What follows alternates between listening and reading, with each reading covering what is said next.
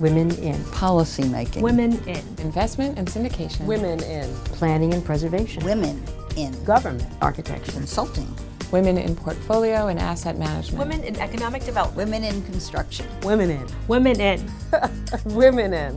Women in housing and finance. Women in Housing and Finance was started in 1981 by a group of women who met in Cynthia Lewis's living room. It was very hard to meet women who were working in housing and finance.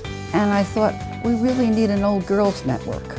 We always felt like the men were networking. They would have luncheons, they would do all these other things, and the women were kind of felt left out of things. And that's really how it started.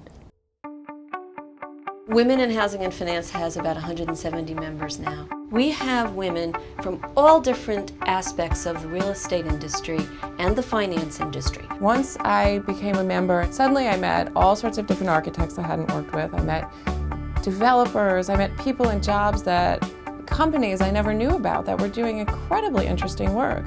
I think networking to the new generation is extremely important. I get calls probably about once a month from younger people just wanting to come and talk to me and find out what I know, who I know, and I will always meet with someone that asks to meet with me. That's something that is invaluable, whether we're talking about 1981 or 2011. Women are underrepresented in the private sector firms.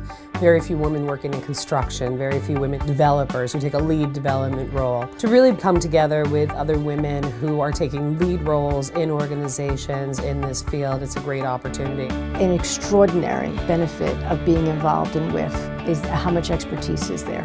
I've been in the fortunate position to bring in a number of WHF members in allied professions onto the team that I'm working with.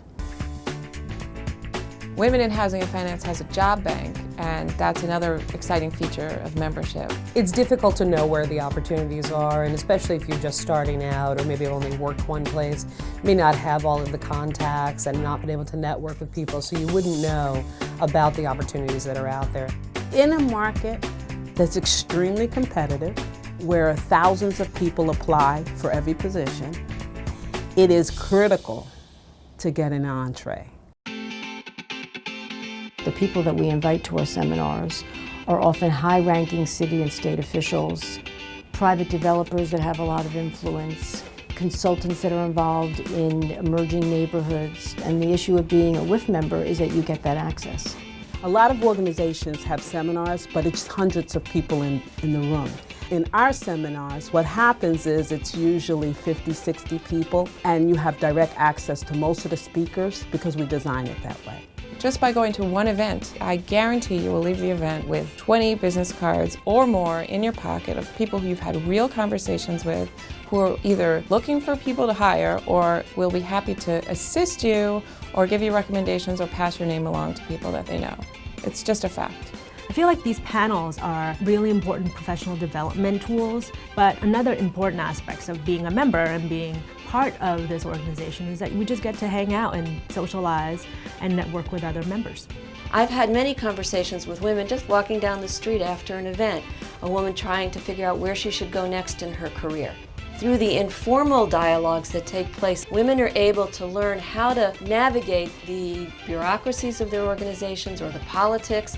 So I think just the interaction, seeing each other at these kinds of events sparks interest, it sparks ideas that you just don't get when you're sitting at your desk and looking at your BlackBerry. If I were to do this all over again and I landed in New York for the first time, I would certainly join Women in Housing and Finance as a first step to meeting people that I might have something in common with. I didn't realize the huge effect it was going to have on my life. Whenever I see bright, young people, I wonder if there's a way to get them on the board or get them more actively involved in Women in Housing and Finance, because I have no doubt that it will enhance their careers and hence their lives, honestly.